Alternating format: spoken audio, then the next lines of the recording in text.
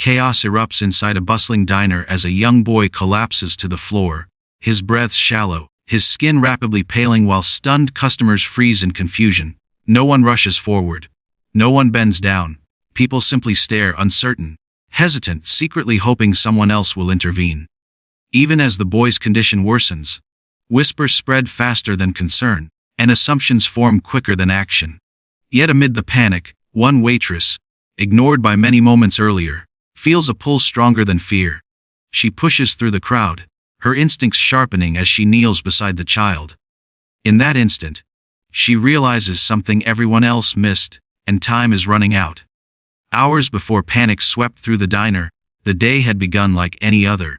The morning rush trickled in slowly, sunlight spilling through wide windows and painting warm streaks across the red vinyl booths.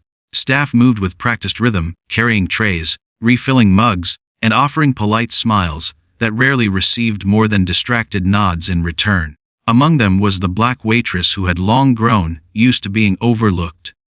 Noticed only when needed, judged more quickly than greeted, and treated as part of the background, rather than a person with her own steady pulse and beating heart.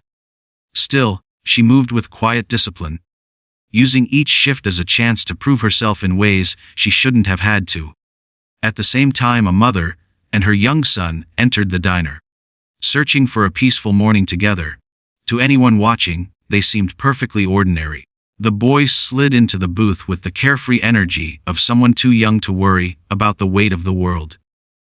Yet beneath his cheerful exterior, he carried a subtle fragility. His mother had noticed patterns, brief moments where he seemed unusually tired, occasional complaints he brushed off with a shrug. She convinced herself it was nothing alarming, just childhood fatigue. But that morning, something was different. He rubbed his chest with small, instinctive movements, as though trying to ease a pressure he couldn't name. His mother watched him, torn between concern and an urge not to overreact.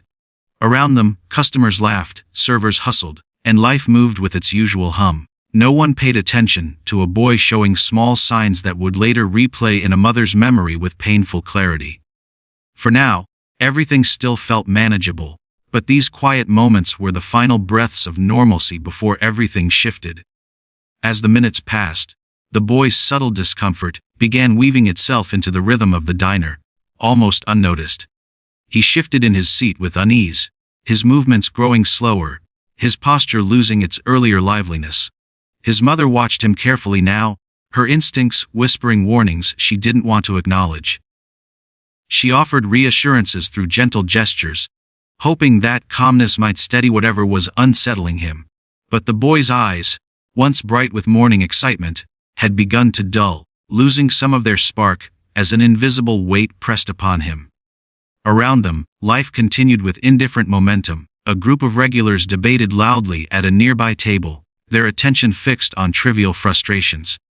A couple waiting for their check complained about slow service, directing impatient glances toward the waitress, who moved swiftly between tables. Her pace was steady, her composure unwavering, but she felt the familiar sting of judgment each time their eyes followed her. She had learned long ago that she could do everything right and still be treated as if she were doing everything wrong. Racism didn't always shout, sometimes it merely stared, dismissed and doubted.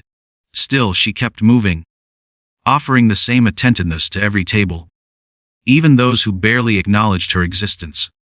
When she approached the boy's booth earlier, she had noticed a faint paleness in his cheeks, the kind that didn't belong on a child. His breathing seemed slightly shallow. It wasn't enough to raise alarm, but it lingered in her thoughts more than she expected. Experience had taught her to trust subtle instincts, the kind that came from a lifetime of observing more than she spoke. As she continued her shift, she caught glimpses of the boy growing more restless. His mother tried to engage him with small gestures, but there was a quiet urgency in her movements now. She repeatedly checked his forehead, brushed his hair aside, and kept watching him with growing concern. Something wasn't right, and both of them felt it, though neither fully understood what was unfolding. The turning point arrived quietly. The boy reached for his glass of water, but the moment his fingers touched it, his hand trembled uncontrollably. The glass slipped, shattering against the table's edge, scattering shards across the booth and startling nearby customers. Conversations paused, heads turned. Yet even then the reaction was more curiosity than compassion. People observed from a distance, unsure whether to intervene or simply watch. The mother's voice tightened as she reached for her son, supporting him as his body swayed. His breaths came unevenly now, each one more strained than the last. She looked around, pleading silently for someone to help, but the responses were subtle shrugs, avoidance, or the kind of hesitant expressions that revealed more discomfort than concern. No one moved. The waitress, however, felt a surge of alarm. Something inside her pulled her attention back to the booth, stronger this time, an instinct telling her that, whatever was happening, was far more serious than anyone realized. She placed her tray down and stepped forward, weaving through the maze of tables with growing urgency.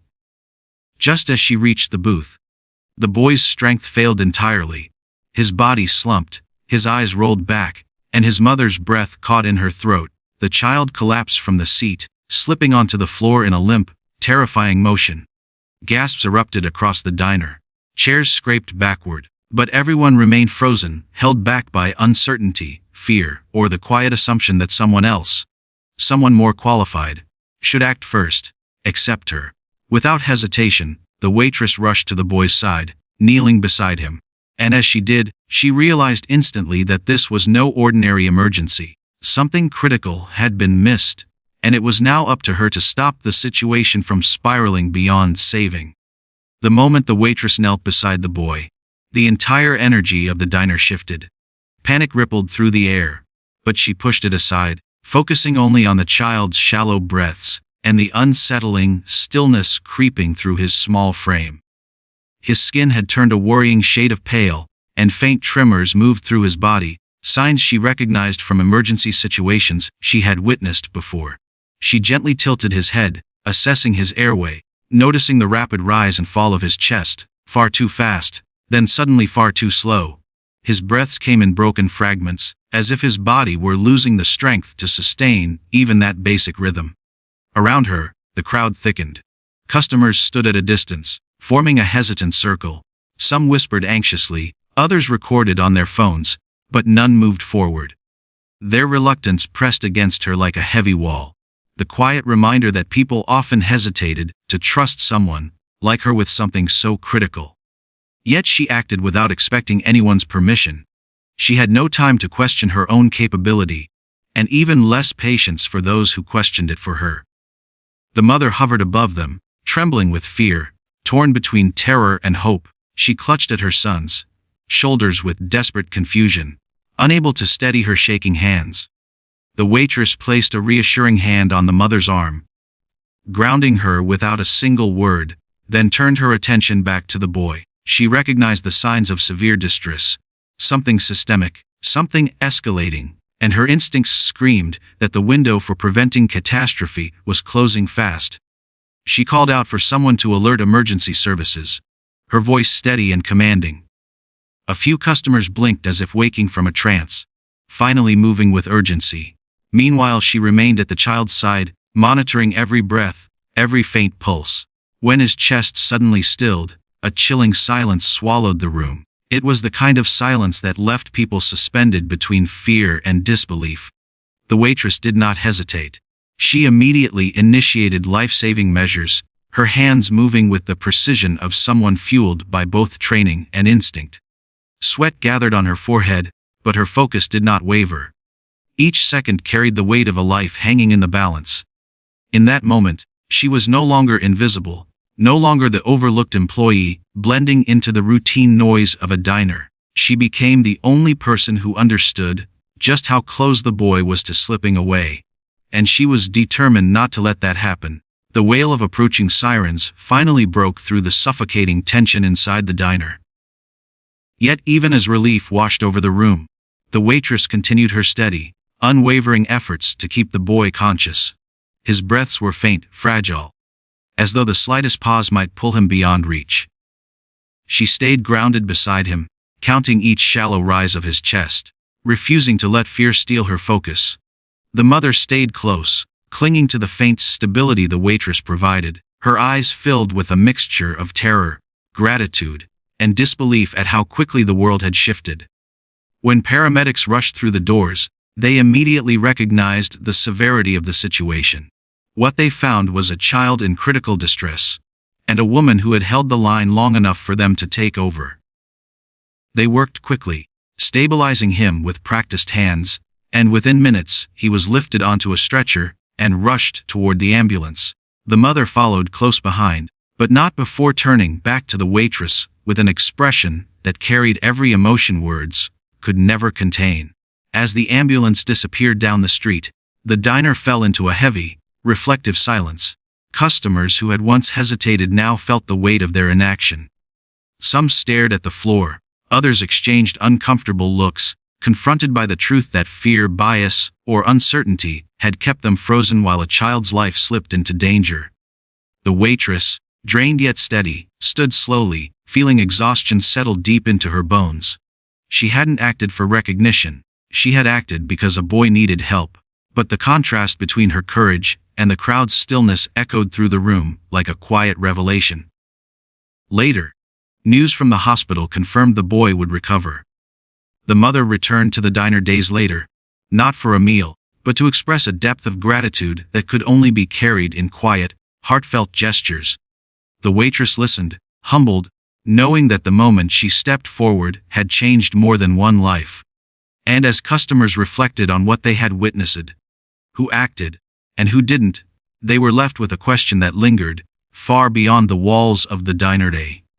When someone needs help the most, do you step forward, or wait for someone else to do what you are capable of?